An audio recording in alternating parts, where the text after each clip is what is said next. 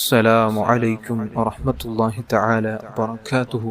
ബഹുമാനികൾ, പരിശുദ്ധ റമദാനിലെ ഏറ്റവും പ്രാധാന്യമുള്ള ഏറ്റവും പവറുള്ള ഒരു രാവിലേക്കാണ് നമുക്കെയും പ്രവേശിക്കുന്നത്.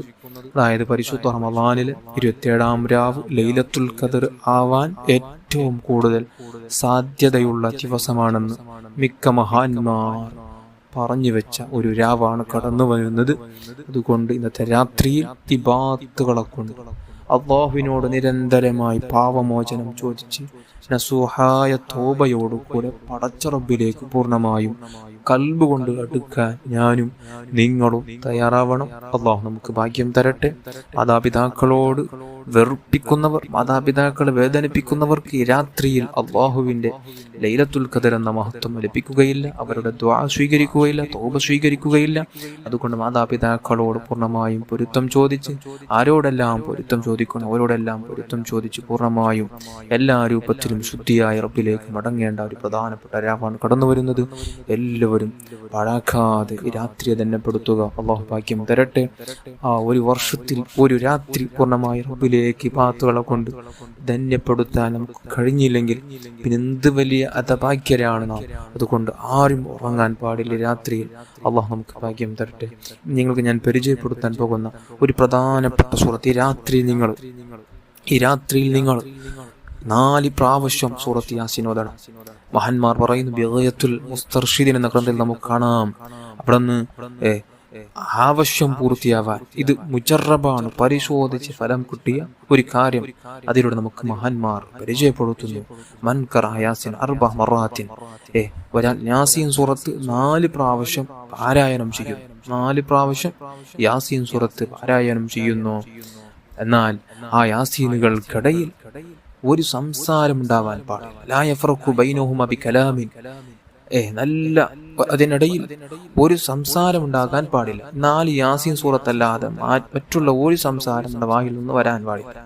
അതേപോലെ തന്നെ ഫി മൗദിഇൻ നദീഫ്, നല്ല ശുദ്ധിയുള്ള സ്ഥലത്താവണം. നല്ല വൃത്തിയുള്ള നിസ്കാരം മുസല്ലയിലോ അല്ലെങ്കിൽ പള്ളിയിൽ വെച്ചോ, സ്ത്രീകൾ അവരുടെ വീടിൽ വെച്ച് നല്ല നിസ്കാരം മുസല്ലയിൽ വെച്ച് നിസ്കാര കുപ്പായിൽ തന്നെ ഈ ഒരു യാസീൻ സൂറത്ത് 4 തവണ പാരായണം ചെയ്യുന്നു. എന്നിട്ട് അവൻ ഈ പറയാൻ പോകുന്ന പ്രാർത്ഥന 3 പ്രാവശ്യം അദ്ദേഹം നടത്തുന്നു. ഏതാണ് ആ പ്രാർത്ഥന? സുബ്ഹാനൽ മുനഫ്ഫിസി അൻ കുല്ലി മദിയൂൻ, സുബ്ഹാനൽ മുഫർരിജി അൻ കുല്ലി മഹ്സൂൻ, സുബ്ഹാന മൻ അംറുഹു ബൈനൽ കാഫി വന്നൂൻ, സുബ്ഹാന മൻ ഇദാ അറാദ ശൈഅൻ അൻ യഖൂല ലഹു കുൻ ഫയകൂൻ, യാ മുഫർരിജൽ ഹുമൂം, യാ ഹയ്യു യാ ഖയ്യൂം, സ്വല്ലി അലാ സയ്യിദിനാ മുഹമ്മദിൻ വആലിഹി വഫ്അൽ ലി കദാ വകദാ. നിങ്ങൾക്ക് മനസ്സിലായിട്ടുണ്ടാകും. ഒന്നുകൂടെ സാവധാനത്തോടുകൂടെ പറയാം. സുബ്ഹാനൽ മുനഫ്ഫിസി അൻ കുല്ലി മദിയൂൻ, സുബ്ഹാനൽ മുഫർരിജി അൻ കുല്ലി മഹ്സൂൻ, സുബ്ഹാന മൻ അംറുഹു ബൈനൽ കാഫി വന്നൂൻ, സുബ്ഹാന മൻ ഇദാ അറാദ ശൈഅൻ അൻ യഖൂല ലഹു കുൻ ഫയകൂൻ, യാ മുഫർരിജൽ ഹുമൂം, യാ ഹയ്യു യാ ഖയ്യൂം, സ്വല്ലി അലാ സയ്യിദിനാ മുഹമ്മദിൻ വആലിഹി വഫ്അൽ ലി കദാ വകദാ. ഈ പ്രാർത്ഥന കൂടെ 3 പ്രാവശ്യം നടത്തി കഴിഞ്ഞാൽ അദ്ദേഹം എന്ത് ഉദ്ദേശിച്ചാലും, എന്ത് ആവശ്യം കരുതിയിട്ടാണോ അദ്ദേഹം ഈ 4 പ്രാവശ്യം ഈ സൂറത്ത് ഓതുന്നത്, അത് അദ്ദേഹത്തിന് അല്ലാഹു തആല സാധിപ്പിച്ചു കൊടുക്കുമെന്ന് ഇത് മുജറബായി പരിശോധിച്ച് ഫലം കിട്ടിയ ഒരു കാര്യമാണ്. ഇന്ന് റമദാൻ ഒരു രാവാണ്.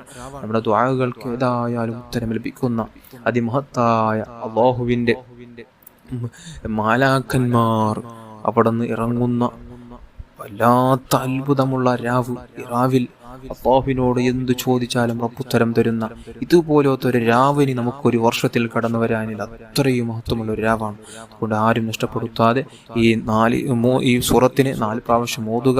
നമ്മുടെ പ്രധാനപ്പെട്ട മനസ്സിൽ ഉദ്ദേശങ്ങൾ ഉണ്ടാകും.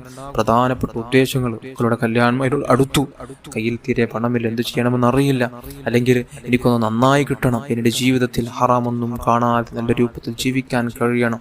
ഇതിനു വേണ്ടി 4 പ്രാവശ്യം ഈ സൂറത്ത് അതേപോലെ തന്നെ വീടില്ലാത്തവർ അങ്ങനെ, ജോലിയില്ലാത്തവർ അങ്ങനെ, ശരിയായി കിട്ടാൻ വേണ്ടി ആഗ്രഹിക്കുന്നവർ അങ്ങനെ, ഇണയെ തേടി നടന്നു, ഇതുവരെയും ലഭിച്ചില്ല നല്ലൊരു ഇണ, എന്നാൽ അവർ അങ്ങനെ എന്തുദ്ദേശം കരുതി ചെയ്താലും നടന്നു കിട്ടുമെന്ന് മഹാന്മാർ മുജറബായി പരിശോധിച്ച് അവിടെ നിന്ന് ഫലം കിട്ടിയ ഒരു കാര്യമാണ് നമുക്ക് പഠിപ്പിച്ചിട്ടുള്ളത്. അതുകൊണ്ട് ചെയ്യുക. അല്ലാഹു കബൂൽ ചെയ്യട്ടെ.